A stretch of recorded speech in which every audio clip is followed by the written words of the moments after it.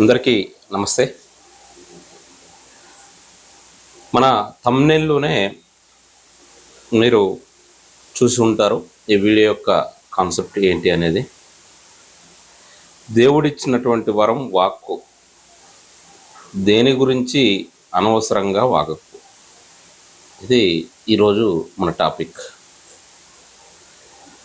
అంటే మౌనంగా ఉండడం వల్ల కలిగేటువంటి ప్రయోజనాలు ఏంటి, మరి అదే మౌనాన్ని ఏ సందర్భంలో మౌనంగా ఉండాలి, ఏ సందర్భంలో మౌనంగా ఉండకూడదు అనే కొన్ని విషయాలను మనకు పెద్దలు వివరించడం జరిగింది. మరి దానికి సంబంధించి టాపిక్ మనం ఈరోజు చూద్దాం. మనిషికి భగవంతుడు ఇచ్చినటువంటి వరం మాట. మాట్లాడే శక్తి ఒక్క మనిషికి మాత్రమే ఉంది. అయితే అయిన దానికి కాని దానికి మాట్లాడాల్సినటువంటి అవసరం ఎట్టి పరిస్థితుల్లో లేదు. మాట్లాడకుండా కూడా అనేక పనులు మనము చేయవచ్చు. మరి మాట్లాడకుండా మన భావాన్ని కూడా వ్యక్తం చేయవచ్చు. అలా చేస్తే మాట్లాడటానికి అయ్యేటువంటి ఖర్చు అయ్యేటువంటి శక్తి అనేది మనకు ఆదా అవుతుంది, అంటే మిగులుతుంది. అంతేకాకుండా అనవసరమైనటువంటి గొడవలకు కూడా వచ్చే అవకాశం ఎట్టి పరిస్థితుల్లో ఉండదు. నిజానికి కొన్ని సమయాల్లో మాట కన్నా మౌనంగా ఉండడమే ఎంతో మంచిది. మరి అయితే ఈ మౌనంగా ఉండడానికి ఎంతో పేషెన్స్ కావాలి, అదేవిధంగా ఓర్పు కూడా కావాలి. ఈ అనవసరమైనటువంటి మాటలను నియంత్రించి పరిపూర్ణత కలిగినటువంటి ఆలోచన విధానానికి ఫస్ట్ స్టెప్ ఏంటి అంటే అది మౌనం. మౌనంగా ఉండడం అలవాటు చేసుకుంటే మనకు సాత్వికత అనేది ఏర్పడుతుంది. మరి ఈ సాత్వికత వల్ల కలిగే ప్రయోజనం ఏంటి అంటే ఏది మంచిది ఏది చెడు అని దాని యొక్క విచక్షణ మనకు వస్తుంది. అంటే మనం చేసే పనిలో మంచి ఏది చెడు ఏది అని ఆలోచించగలిగేటువంటి విచక్షణ మనకు కలుగుతుంది. మరి అనవసరమైనటువంటి మాటలు వద్దనుకున్నాం కాబట్టి మరి మౌనంగా వేస్తే ఎన్నో ప్రయోజనాలు ఉంటాయి. కాబట్టి ఈ మౌనాన్ని కనుక చూసేట్లయితే దీంట్లో 2 రకాల మౌనాలు ఉన్నాయి. ఒకటి వాక్ మౌనం, 2 మనోమౌనం. వాక్ మౌనం అంటే మాట్లాడకుండా మౌనంగా ఉండటం. మరి అదే మనోమౌనం అంటే ధ్యానం, మెడిటేషన్. ఈ రకంగా మౌనం అనేది 2 రకాలుగా ఉంది. ఒక్కొక్కసారి ఎదుటివారి కఠినమైనటువంటి మాటలు కానీ లేదా ఆధారం లేకుండా చేసేటువంటి ఆరోపణలు కానీ ఖండించాల్సినటువంటి అవసరం ఏర్పడుతుంది. కానీ మనం ఖండించినా కూడా అవతలి వారు వినే స్థితిలో ఉండరు. మరి అలాంటి సమయంలో మాట్లాడకుండా ఉండడమే, కామ్గా ఊరుకోవడమే ఉత్తమం. మరి అంతేకాకుండా మనం చెప్పే మాటలకు విలువ కానీ లేదంటే ఎదుటి వాళ్ళు మనం చెప్పే మాటను విననప్పుడు కానీ మాట్లాడకుండా ఉండడమే మేలు. ఈ రకంగా మాట్లాడకుండా ఉండడాన్ని వాక్ మౌనం అంటారు. మరి మనోమౌనం అంటే ఏంటి అని కనుక చూసినట్లయితే మన ఇంద్రియాలు మనస్సును ఎన్నో విషయాల వైపు లాగుతూ ఉంటాయి. ఇంద్రియాలు అనేవి మన ఎన్నో విషయాల వైపు, చెడు విషయాల వైపు ఎక్కువగా లాగుతూ ఉంటాయి. మరి ఈ విధంగా మనసు మరలకుండా, ఇంద్రియాలు చెప్పినట్టు మనసు వినకుండా మనసు ఉండాలంటే దానికి చేయాల్సింది ధ్యానం ద్వారానే ఇది సాధ్యమవుతుంది. కాబట్టి దీన్ని మనోమౌనం అంటారు. మరి ధ్యానం చేయడంలో మౌనం అనేది ముఖ్యమైనటువంటి పాత్ర పోషిస్తుంది.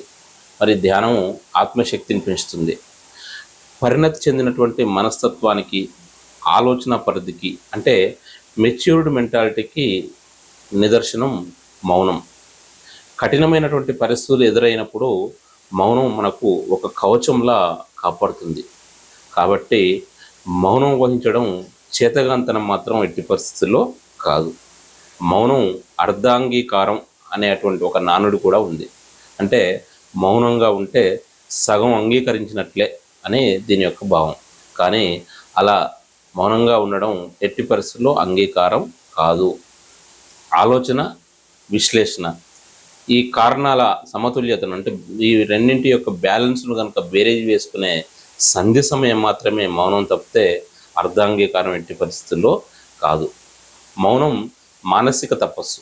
అంటే మానసిక మౌనమే విలక్షణమని గ్రహించాలి. అయితే మనోమౌనం కోసం ప్రయత్నించకుండా మౌనం అంటే మనం మనసును మౌనంగా ఉంచకుండా కేవలం మాట్లాడకుండా మాటల మౌనం మాత్రమే మనం పాటించినంత మాత్రాన అది ఎలాంటి ఉపయోగం ఉండదు. ఎందుకంటే మనసు అనేది ఎన్నో సంకల్పాలతోటి ఏదో ఆలోచిస్తూ చంచలంగా ఉంటుంది. అంటే ఆ మౌనం వల్ల అంటే కేవలం మాట్లాడకుండా ఉండి మనసు మాత్రం చంచలంగా ఉంటే ఆ మౌనం వల్ల ఎలాంటి ప్రయోజనం అయితే ఉండదు. మౌనాన్ని అభ్యసించగలిగితే ఎంతో బాగుంటుంది. మన రోజువారీ జీవితంలో కూడా ఎన్నో రకాల ఆటుపోట్లు అనేటివి ఉంటాయి. మరి ప్రతికూల పరిస్థితులు ఎదురైనప్పుడు, ఏదైనా నిర్ణయం తీసుకోవాల్సి సందిగ్ధావస్థలో ఉన్నప్పుడు, మరి అదేవిధంగా విరుద్ధమైనటువంటి విషయాలు అంటే మన వాళ్ళది ఒక రకమైనటువంటి ఆలోచన ఉంటుంది, మనతో మాట్లాడే వారిది ఒక రకమైనటువంటి ఆలోచన ఉంటుంది, భిన్న అభిప్రాయాలు ఇవన్నీ ఉన్నప్పుడు ఈ మౌనం అనేది శక్తివంతమైనటువంటి ఆయుధంగా మనకు ఉపయోగపడి మనల్ని గట్టున పోయడం జరుగుతుంది. ప్రశాంతమైన పరిసరాలు మౌనంగా ఉండడానికి మనకు తోడ్పడతాయి. అంటే వాతావరణం ప్రశాంతమైనటువంటి పరిసరాలు కనుక మన చుట్టుపక్కల ఉన్నట్టయితే మౌనంగా ఉండడానికి ఇది ఎంతో ఉపయోగకరంగా ఉంటుంది. ధ్యానం వంటి విషయాల్లో ఏకాగ్రతను కలిగించేటువంటి ఇంధనమే మౌనం. అంటే ధ్యానం చేసినప్పుడు మౌనంగా కనుక మనం ఉంటే దీంట్లో మనకు ఎంతో ఏకాగ్రత అనేది కలుగుతుంది. అయితే కేవలం మరి అవసరమైనటువంటి సమయాల్లో మౌనంగా ఉంటే మాత్రం ఎట్టి పరిస్థితుల్లో ఇబ్బందులు అనేటివి తప్పవు. మరి అవసరమైనటువంటి సమయంలో మౌనంగా ఉండడం అది మన యొక్క అశక్తతను అదేవిధంగా చేతగానితనాన్ని కూడా తెలియజేస్తుంది. మౌనం దివ్యమైనటువంటి ఆయుధం. దీన్ని సందర్భాన్ని బట్టి మౌనాన్ని కనుక ప్రయోగించినప్పుడు మంచి ఫలితాలను ఇస్తుంది. ఈ మౌనం కనుక మనం ఉపయోగించుకునే టెక్నిక్ కనుక మనం తెలుసుకున్నట్లయితే జీవితంలో ఎంతో బాగా ఉంటుంది. మరి మౌనం పాటించినప్పుడు ఆ వ్యక్తికి మౌనం పాటించిన వ్యక్తులకు మానసిక స్థైర్యం అనేది పెరుగుతుంది.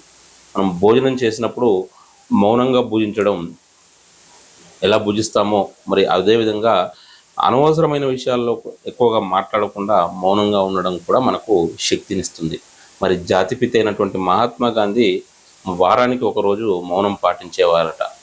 మరి ఇప్పటికీ కొంతమంది వారానికి ఒకరోజు మౌనాన్ని పాటిస్తూ ఉంటారట. మరి మీరు మౌనంగా ఉండడం అలవాటు చేసుకోండి. జీవితాన్ని సుసంపన్నం చేసుకోండి. సర్వే జన సుఖినో భవంతు. నమస్కారం.